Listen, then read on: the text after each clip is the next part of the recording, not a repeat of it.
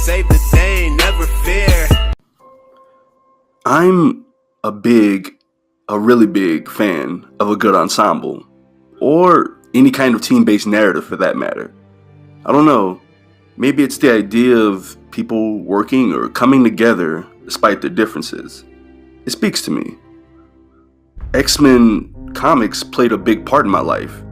I mean, you had many different types of mutants from many different types of backgrounds who all banded together.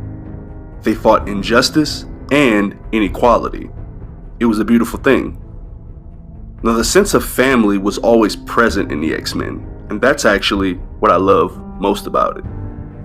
And at one point in time when I was a kid, there was this cartoon called X-Men the Animated Series, which was my favorite ensemble. This show was living proof of just how great character dynamics can enhance the themes to an already deep story. Previously on X-Men.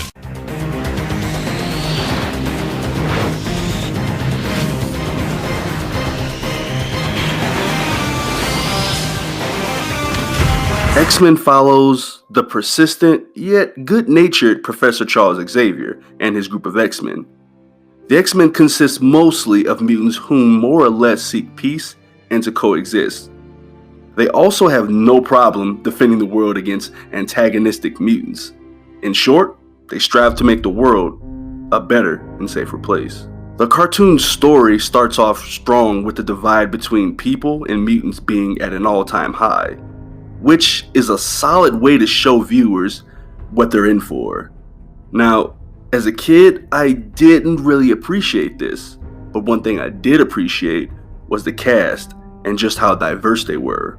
You had favorites of mine pop up like, say, Rogue, Iceman, Gambit, Colossus, Nightcrawler, Storm, and even Cyclops.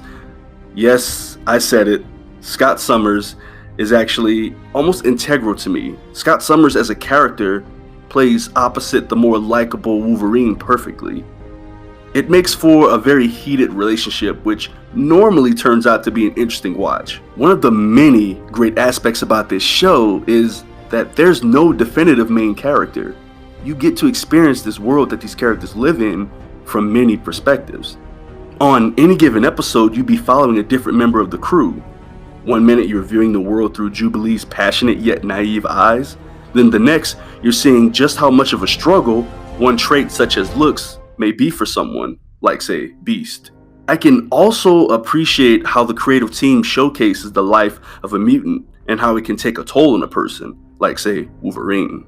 I adore how even topics as simple as the touch of someone you love would lead into an intriguing character journey.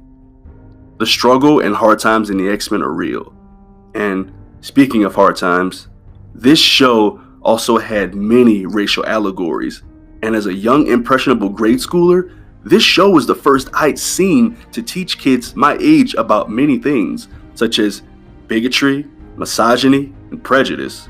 There were even some parallels drawn between the likes of Dr. Martin Luther King and Malcolm X.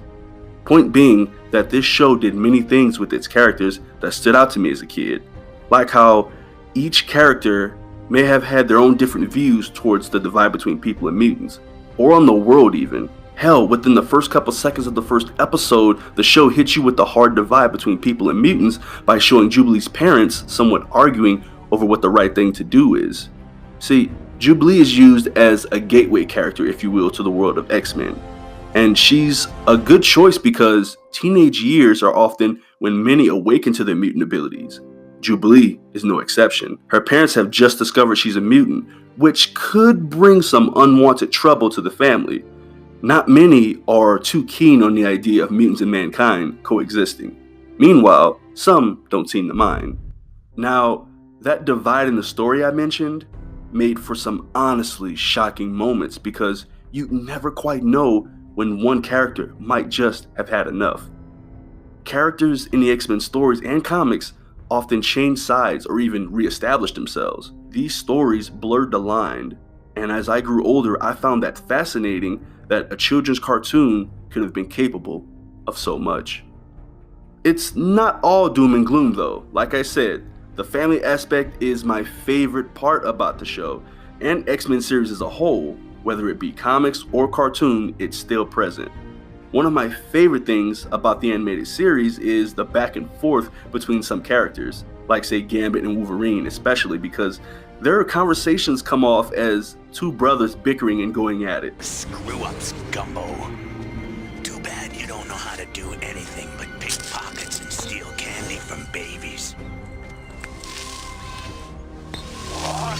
Look out! Yet Jubilee and Wolverine's relationship strikes me a little like a little niece and her uncle type. Their relationships felt so real to me as a kid and made me feel as if I too was a part of the family. Marvel gave me a family, albeit a fictional one.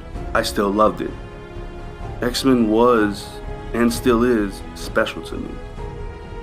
Stan Lee once said, "Marvel always has been and always will be a reflection of the world right outside our window. That world may change and evolve, but the one thing that will never change is the way we tell our stories of heroism. Those stories have room for everyone, regardless of their race, gender, religion, or color of their skin. The only things we don't have room for are hatred, intolerance, and bigotry."